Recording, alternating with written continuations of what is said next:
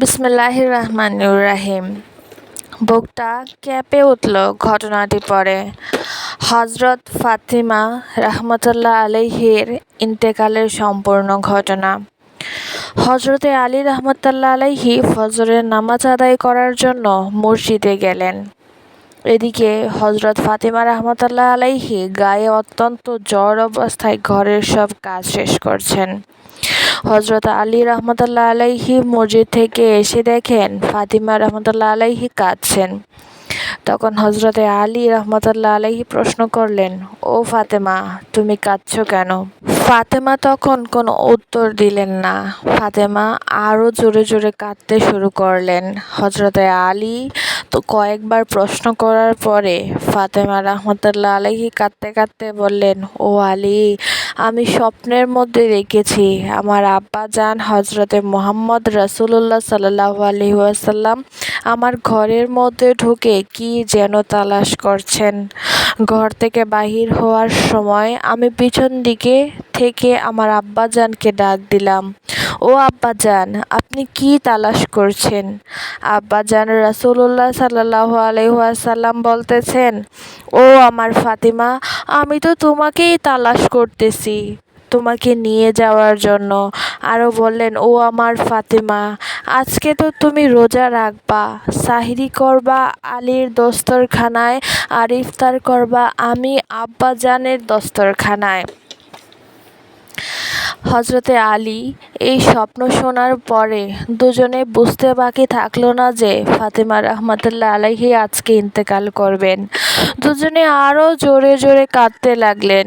এই সময়ের মধ্যে হযরতে হাসান রাহমাতুল্লাহ আলাইহি এবং হুসাইন রাহমাতুল্লাহ আলাইহি এসে জিজ্ঞাসা করলেন, ও আব্বাজান, ও আম্মাজান, আপনারা দুজনেই কাঁদতেছেন কেন?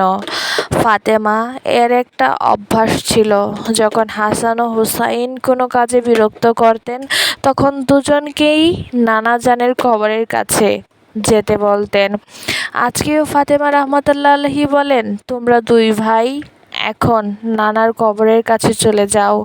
তারা দুজন নানার কবরের কাছে পৌঁছানোর পর কবর থেকে আওয়াজ আসলো, ও আমার নাতিরা, এই মুহূর্তে তোমরা আমার কাছে কেন আসছো? আমার কাছে তো সব সময় আসতে পারবা। এখন যাও, গিয়ে মায়ের চেহারার দিকে তাকিয়ে থাকো। আজকের পরে তোমাদের মা আর দেখতে পাবে না। এই কথা শোনার পরে দুজন ভাই কাঁদতে লাগলেন আর দৌড়াতে দৌড়াতে আম্মার নিকট চলে গেলেন। গিয়ে আম্মাকে বললেন যে, আপনারা দুজনে কেন কাঁদতেছেন আমরা বুঝতে পেরেছি।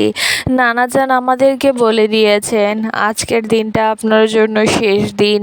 নানাজান আপনার চেহারার দিকে তাকিয়ে থাকার জন্য আমাদেরকে বলেছেন। বিকেলের দিকে হযরতে ফাতেমা রাহমাতুল্লাহ আলাইহির শরীর বেশি খারাপ হলো। তাকে বিছানাতে শোয়ানো হলো। ফাতেমা মৃত্যুর পূর্বক্ষণে হযরতে আলী রাহমাতুল্লাহ আলাইহিকে তিনটা কথা বললেন।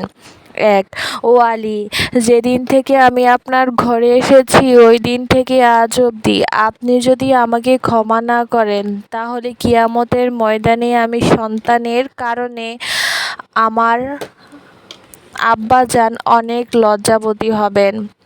বলেন আপনি আমাকে ক্ষমা করলেন কিনা? আলী রাদিয়াল্লাহু তাআলা আনহু বললেন, ও ফাতেমা, তুমি এসব কি বলছো? আমি আলী তো তোমার যোগ্য ছিলাম না। তোমার আব্বাজান দয়া করে মেহেরবানি করে তোমাকে আমার কাছে বিয়ে দিয়েছেন। বিয়ের দিন থেকে নিয়ে আজ পর্যন্ত আমি আলী তোমাকে কোনো দিন ঠিকমতো দুবেলা খাবার খাওয়াতে পারিনি। ও ফাতেমা, তুমি বলো আমাকে ক্ষমা করেছো কিনা? তুমি যদি আমাকে ক্ষমা না করো তাহলে আমাকেও কিয়ামতের দিন কঠিন শাস্তি ভোগ করতে হবে। 2, ও আলী, আপনার সাথে আমার দ্বিতীয় কথা হলো আমি মারা যাওয়ার পরে আপনি বিয়ে করে নেবেন দুনিয়ার যে কোনো মহিলাকে আপনার পছন্দ মতো। আপনাকে আমি অনুমতি দিলাম। আর আমার বাচ্চা দুইটাকে সপ্তাহে একটা দিন আপনার কোলের মধ্যে রেখে নিয়ে ঘুমাবেন। 3, ও আলী, আপনার সাথে আমার তৃতীয় কথা হলো হাসান হোসাইন যখন বালেগ হবে তখন আল্লাহর রাস্তায় সোপর্দ করে করে দিবেন এবং আমাকে রাতের বেলায় দাফন করবেন।